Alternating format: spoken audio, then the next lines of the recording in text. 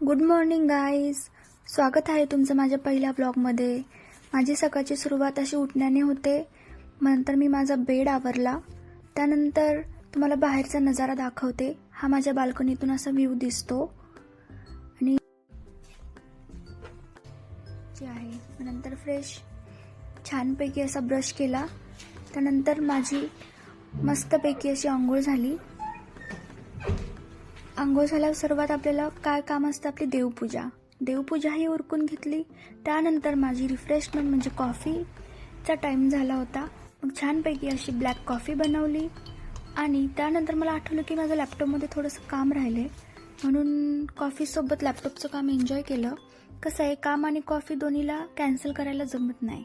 1 cup coffee आणि थोडं काम, हा शांत मोमेंट असा मी माझ्या लॅपटॉपसोबत घालवला.